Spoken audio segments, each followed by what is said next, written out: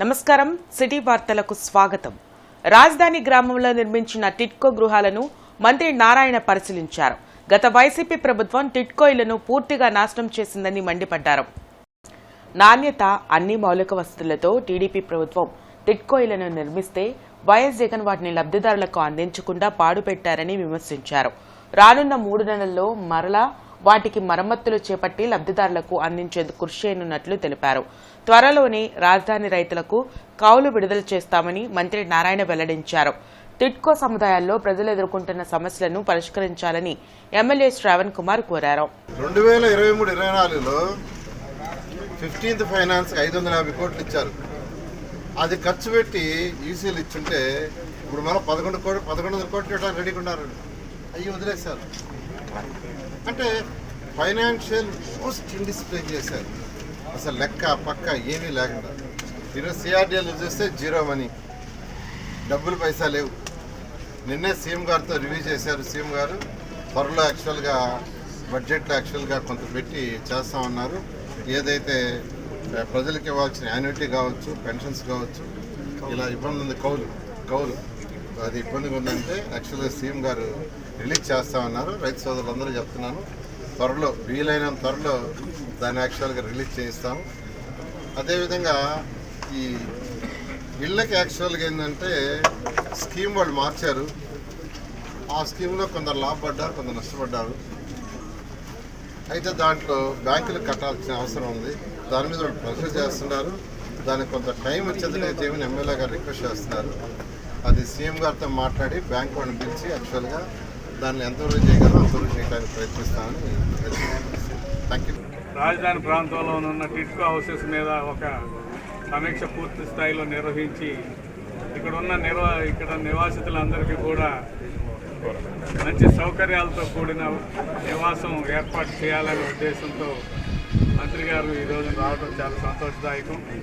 Details ఇదే అన్నిటికంటే పెద్ద లొకేషన్. తుళ్ళూరు మండలంలో 1184 ఇళ్ళు ఇక్కడ కట్టడం జరిగింది. ఇది మంచి సుందరమైన ప్రదేశంగా తయారు చేయాలని ముఖ్యమంత్రి గారి ఆదేశం ప్రకారం పనులు జరుగుతాయని నేను ఆశిస్తున్నాను. ఎందుకంటే సత్వరమే మంత్రి గారు రియాక్ట్ అయ్యారు కాబట్టి, అధికార యంత్రాంగం కూడా కదిలింది కాబట్టి తప్పకుండా జరుగుతాయని నేను ఆశిస్తూ, ఏమైనా సమస్యలు ఉన్నాయన్నీ కూడా వినతి పత్రాలు ఇచ్చారు. ఆ వినతి పత్రాల్లో ఉన్న సమస్యలన్నింటినీ కూడా ఒక్కొక్కటిగా పరిశీలిస్తారని నేను భావిస్తా ఉన్నాను. గుంటూరు తూర్పు నియోజకవర్గంలో అభివృద్ధి పనులపై ఎమ్మెల్యే నసీర్ ప్రత్యేక దృష్టి పెట్టారు. చెన్నంవారి వీధిలో కొత్త మంచినీటి పైపులైన్ల ఏర్పాటుకు భూమి పూజ చేశారు. గత వైసీపీ ప్రభుత్వంలో తూర్పు నియోజకవర్గం అభివృద్ధికి నోచుకోలేదని ఎమ్మెల్యే విమర్శించారు. ప్రజలకు కనీస మౌలిక వసతులు కల్పించేలా కూటమి ప్రభుత్వం ముందుకు సాగుతుందని తెలిపారు. ఈ కార్యక్రమంలో కార్పొరేటర్ అశోక్, ఇతర నాయకులు పాల్గొన్నారు. దాదాపు 3 సంవత్సరాల పాటు ఈ లైన్ ఏదైతే 170 మంది మంచినీళ్లు లేక ఇబ్బంది పడినటువంటి పరిస్థితులు ఈ ప్రాంతంలో ప్రజలు చెప్తున్నటువంటి పరిస్థితులు, ఈరోజు గెలిచిన తర్వాత మొట్టమొదటి పనిగా ఈ కార్యక్రమాన్ని తీసుకోవడం జరిగింది. ప్రజల కోసం తెలుగుదేశం, జనసేన, బీజేపీ కూటమి ప్రభుత్వం ఎటువంటి పనైనా చేయడానికి సిద్ధంగా ఉన్నారు. ప్రజల కోసం ముఖ్యంగా ఈ ప్రాంతంలో 9వ డివిజన్ కార్పొరేటర్గా తెలుగుదేశం పార్టీ ఎల్లావుల అశోక్ గారు గెలిచారని చెప్పి ఆయన మీద నెపంతో ఈ ప్రాంతాన్ని అభివృద్ధి చేయకుండా పక్కన పడేసినటువంటి పరిస్థితులు ఉన్నాయి. ఈరోజు ఇక్కడ ఉన్నటువంటి ప్రాంత ప్రజలందరూ కూడా మాటిస్తూ ఉన్నాం, తప్పకుండా మీ ప్రాంతం అభివృద్ధి చేయడంలో చిత్తశుద్ధితో పనిచేస్తాం. ప్రతి ఒక్క పనిని కూడా తెలుగుదేశం ప్రభుత్వం ముందుకు తీసుకుని వెళ్ళేటువంటి ప్రయత్నం చేస్తామని చెప్పి నగరంలో ఉన్నటువంటి అన్ని ప్రాంతాలని సమగ్రంగా అభివృద్ధి చేస్తూ అవసరమైనటువంటి మంచినీరు కానీ, వీధి లైట్లు కానీ, డ్రైన్లు కానీ, అలాగే కుళాయి కనెక్షన్స్ దగ్గర నుంచి అన్నీ కూడా ఏర్పాటు చేసేటువంటి కార్యక్రమాన్ని చేస్తామని చెప్పి ఈరోజు మున్సిపల్ సిబ్బంది కూడా అప్రమత్తంగా ఉన్నారు. వాళ్ళు కూడా తగు జాగ్రత్తలు తీసుకొని ప్రతి పని కూడా ప్రజల అవసరం కోసం, ప్రజల కోసం చేసేటువంటి విధంగా పారదర్శకంగా ముందుకు సాగుతామని చెప్పి తెలియజేస్తూ జీజీహెచ్లో అరుదైన శస్త్రచికిత్సను విజయవంతంగా నిర్వహించారు. పిండం కడుపులో మరో పిండం ఉండటాన్ని గుర్తించిన పీడియాట్రిక్ వైద్యులు సర్జరీ చేసి తొలగించారు. ఇలాంటి కేసులు ప్రపంచంలో 100 కంటే తక్కువగా నమోదయ్యాయని GGH superintendent doctor Kiran Kumar తెలిపారు. చాలా క్లిష్టమైన ఈ సర్జరీని డాక్టర్ భాస్కర్ రావు నేతృత్వంలోని బృందం విజయవంతంగా నిర్వహించడం అభినందనీయమని చెప్పారు. అనేక క్లిష్టమైన కేసులకు గుంటూరు ప్రభుత్వాసుపత్రిలో చికిత్సలను అందిస్తున్నట్లు తెలిపారు. మొత్తం మీద ఫైనల్గా సర్జరీ చేశాము. సర్జరీలో ఫైండింగ్స్ ఏమంటే అది ఒక పెద్ద మాస్ గడ్డలాగా ఈ అయోర్టా అంటాం, అంటే మేజర్ రత్నాలు అనమాట. దాంట్లో చుట్టూతా వినాకేం అంటాము, అది కూడా అది సిర, పెద్ద సిర అనమాట. దాని చుట్టూతా అట్లాగే పేగులకు సప్లై చేసే మెయిన్ రత్నాలు ఆటి చుట్టూతన వేసుకున్నది. మేము ముందు వెళ్ళేటప్పుడే మాకు అంత రిగ్రో పెరిటినం అంటే స్పైన్కి అంటే వెన్నుపూస దగ్గరలో ఉన్నది ఈ మాస్.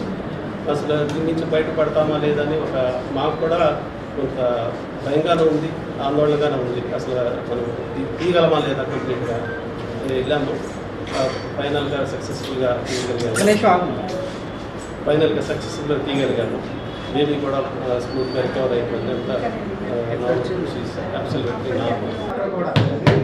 సార్ పేరు నాకు అంత ఐడియా లేదు, కానీ ఈ సార్ కూడా వచ్చినప్పుడు నన్ను రూమ్లోకి వెళ్ళలేకపోయినా ఒక జెంట్స్ ఎలా చేయరు ఎవరిని. బయటకు వచ్చిన వాళ్ళు వచ్చినప్పుడు కాపుదాసుని ఆ సార్ కానీ ప్రతి ఒక్క డాక్టర్ సార్ ఇలా బాబుకి ఎలా ఉంది సార్ అంటే ప్రతి ఒక్కరు బాగానే ఉందా, మనం టెన్షన్ మనకు ఏమీ అవ్వదు అని చెప్పి ప్రతి ఒక్కరు నాకు ధైర్యం చెప్పారు. కానీ ఎవ్వరు ఇలా పట్టించుకోకుండా నిర్లక్ష్యంగా అయితే ఏమీ లేదు. నాకైతే బాగా జరిగింది. ప్రైవేటు వైద్యం అయితే మేమని చెప్పట్లేదమ్మా, ఎవరైనా కానీ అది చేసినా నీ బిడ్డ ప్రాణాలకి ప్రమాదం ఉంటారో లేదో చెప్పలేమని చెప్పని కూడా అన్నారు. అది చూడగానే నా కళ్ళమ్మ నీళ్ళు వచ్చినాయి. అందుకే నువ్వు గుంటూరు వెళ్ళిపోవమ్మా అని చెప్పి అన్నారు. అందుకని గుంటూరు తీసుకొచ్చాను. ట్రెండీ లుక్తో సుజుకి ఎవెనిస్ 125 వెహికల్ అందుబాటులో వచ్చింది. నవభారత్ నగర్లోని సరిపూడి సుజుకి షోరూంలో ఈ వెహికల్ ను ఎమ్మెల్యే గల్లా మాధవి ఆవిష్కరించారు. లైట్ వెయిట్ తో హైట్ తక్కువగా ఉన్న సుజుకి ఎవెనిస్ 125 ప్రతి ఒక్కరిని ఆకర్షిస్తుందని ఎమ్మెల్యే తెలిపారు. ఎల్లో కలర్ తో ట్రెండీ లుక్ తో ఇంట్రడ్యూస్ అయిన సుజుకి ఎవెనిస్ 125 కి 10 ఏళ్ల వారంటీ అందిస్తున్నట్లు Saripudi Suzuki showroom MD Saripudi Anil Kumar వివరించారు. సుజుకి ఎవెనిస్ 125cc ముందు బేసిక్గా ఎన్నో రకాల మోడల్స్ వస్తూ ఉన్నాయి లేడీస్కి. అయితే ఈ మోడల్ ప్రత్యేకించి కొంచెం హైట్ తక్కువగా ఉన్న వాళ్ళకి చాలా హ్యాండీగా లైట్ వెయిట్గా చాలా బాగుంది. అలాగే సుజుకి మనం తీసుకుంటే ఇట్స్ ఏ బ్రాండ్, ఎప్పటి నుంచో మన స్టేట్లో అదొక మంచి తనదైన ముద్ర ఒకటి వేసుకున్నారు. అందులో అనిల్ గారు సరిపూడి సుజుకి అంటేనే అది కూడా చాలా ఇట్స్ ఏ బ్రాండ్ నిజంగా. దాని రీచబిలిటీ మనం తెలుసు మనందరికీ కూడా. బెస్ట్ కలర్ని కూడా ఇంట్రడ్యూస్ చేసాం. ఈ కలర్ కోసం గత 2 సంవత్సరాల నుంచి యాజ్ ఏ డీలర్గా మేము రిక్వెస్ట్ చేస్తూ ఉన్నాం. ఎందుకంటే ఎల్లో అనేది చాలా శుభసూచకం. ఈ మనకున్న సెంటిమెంట్ ప్రతి మన గడపకి కూడా ముందుగానే ఎల్లో కలర్ వేస్తాం. అలానే మన అదృష్టం బాగుండి మన ఈరోజు ఆంధ్రప్రదేశ్లో కూడా ఎల్లో గవర్నమెంటే వచ్చింది. ఇలాగనే ఇదే ఎల్లో కలర్ని ప్రతి గృహానికి అందించాలి. ప్లస్ ఇంకొకటి ఏంటంటే బండి ఉంటుంది, కానీ ఆ శుభ సూచకాన్ని ఈరోజు అందించాలని 2 సంవత్సరాల నుంచి వస్తున్న ఈ మా డీలర్ రిక్వెస్ట్ని జనాలు ఎంతోమంది అడిగిన దానికి company first yellow colour vehicle కూడా ఇదే గుంటూరుకి ఇవ్వడం జరిగింది. ఆ ఇండియాలో ఉన్న ఫస్ట్ ఎల్లో కలర్ వెహికల్ని మేడం గారి చేతుల మీదుగా, ఎందుకంటే ఏమో కూడా ఈరోజు అదృష్ట దేవతే, 10,000 20,000 మెజార్టీ కాదు 50,000 పైన వచ్చింది కాబట్టి అదృష్ట దేవత మా ఇంటి అమ్మాయే. ఇలా ఈ ఎల్లో కలర్ని ఇక్కడ చేసుకుంటూ చాలా హ్యాపీగా ఉంది. జిల్లా కలెక్టర్ కార్యాలయంలో నిర్వహించిన ప్రజా సమస్యల పరిష్కార వేదిక కార్యక్రమంలో బాధితులు పెద్ద సంఖ్యలో పాల్గొని వినతి పత్రాలను అందజేశారు. జిల్లా కలెక్టర్ కార్యాలయం వద్ద జరిగిన ప్రజా సమస్యల పరిష్కార వేదిక కార్యక్రమంలో బాధితుల నుండి వినతి పత్రాలను సేకరించిన జిల్లా కలెక్టర్ సమస్యలు పరిష్కరించాలని సంబంధిత అధికారులను ఆదేశించారు. పొన్నూరుకి చెందిన ఇజ్రాయేలు ప్రభుత్వం ఉద్యోగం చేసి రిటైర్ అయినట్లు చెప్పారు. తనకు రావాల్సిన రిటైర్మెంట్ నగదు 35 లక్షల రూపాయల్లో 11 లక్షల రూపాయలు మాత్రమే బ్యాంక్ అధికారులు ఇచ్చారని, మిగిలిన నగదు ఇవ్వకుండా తనను ఇబ్బందులకు గురిచేస్తున్నట్లు చెప్పారు. కలెక్టర్ స్పందించి చర్యలు తీసుకోవాలని కోరారు.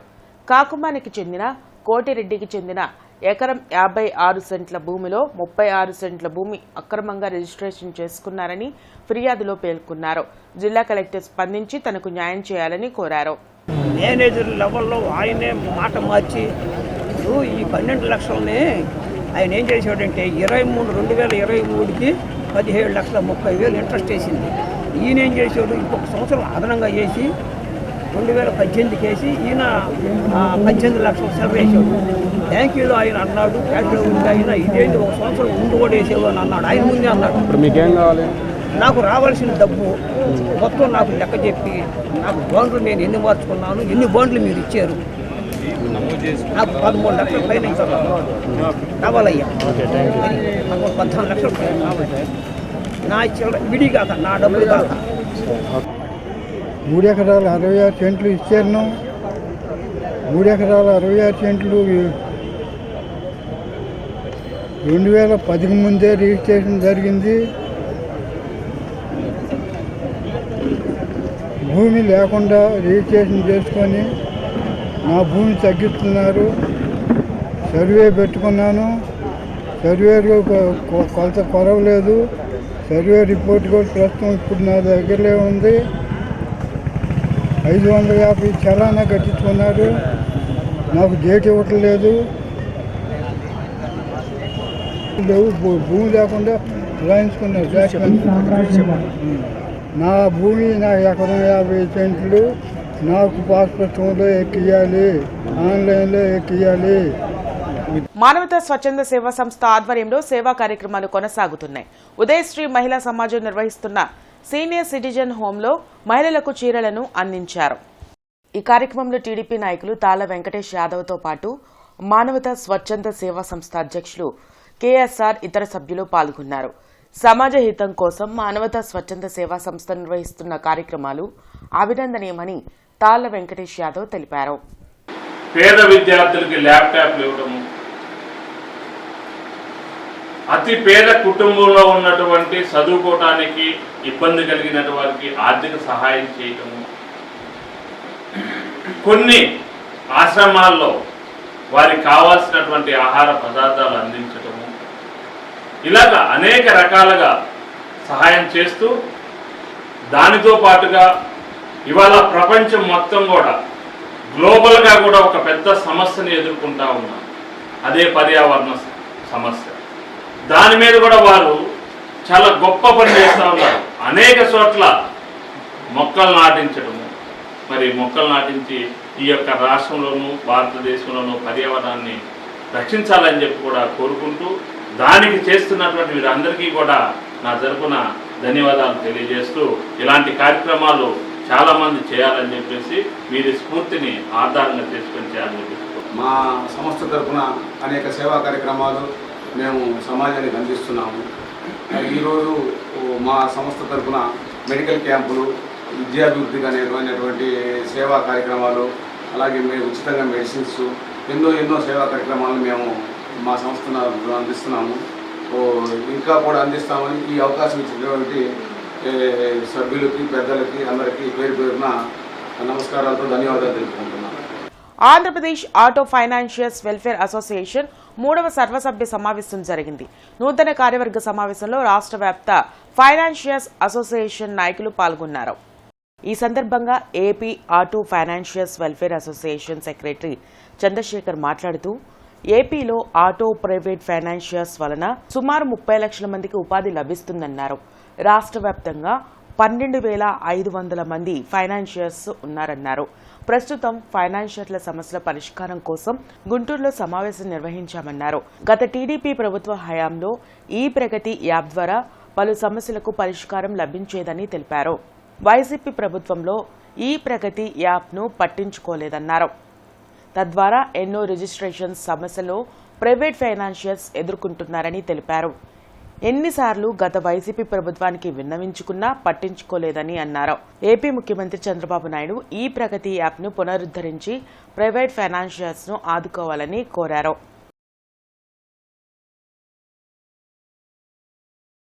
ఎస్పీ కార్యాలయంలో ప్రతి సోమవారం జరిగే ప్రజా సమస్యల పరిష్కార వేదిక కార్యక్రమంలో బాధితులు పెద్ద సంఖ్యలో పాల్గొని వినతి పత్రాలను అందజేశారు.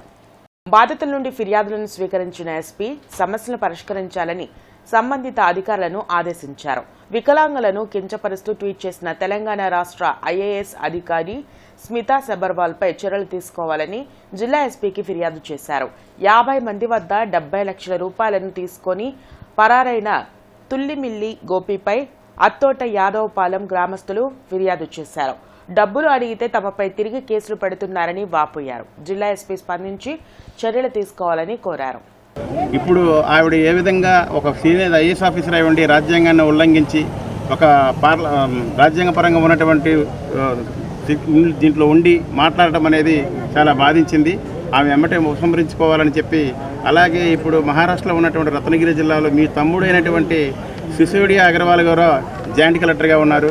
ఇది మీకు తగదమ్మా, ఇలాంటి విషయాలు మీరు ఉపసంహరించుకోవాలి. మీరు ఒక మంచి ఐఏఎస్ ఆఫీసర్ అయి ఉండి కూడా దివ్యాంగులని కించపరచడం అనేది ఇది భావ్యం కాదు. మీలాంటి వాళ్ళకి ఇది సరైన పద్ధతి కాదని చెప్పి దీన్ని మేము ఖండిస్తున్నాము.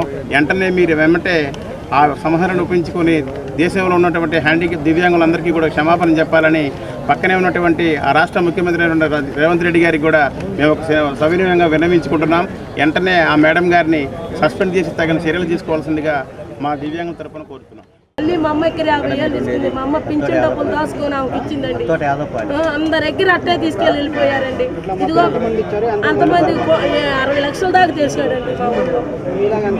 ఇదిగోనండి వీళ్ళందరూ ఇచ్చిన వాళ్ళేనండి. 60 మంది ఉండరండి. లక్ష ఇచ్చిన వాళ్ళు ఉన్నారు, 50 ఏళ్ళు ఇచ్చిన వాళ్ళు ఉన్నారు, లక్షన్నర ఇచ్చారు.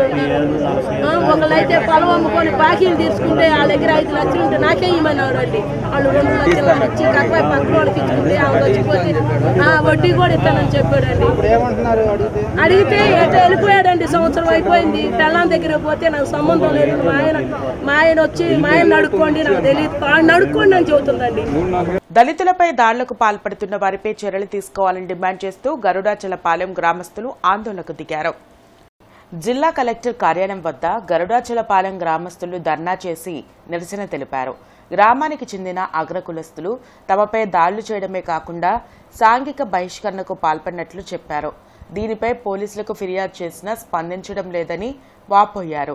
తమపై దాడులకు పాల్పడుతున్న వారిపై కఠిన చర్యలు తీసుకోవడంతో పాటు తమకు రక్షణ కల్పించాలని కోరారు. వాళ్ళు కట్టారు. మాకైతే జూన్ 8వ తారీఖు నుంచి సాంఘిక బహిష్కరణ జరిగింది. దాని మీద కేసు కట్టలేదు. మళ్ళీ అలాగే 14వ తారీఖు డాక్టర్ డ్రైవర్ మీద చంపబోయారు. దాని మీద కేసు కట్టలేదు. 16వ తారీఖున సాగర్ అనే వ్యక్తిని చంపబోయారు.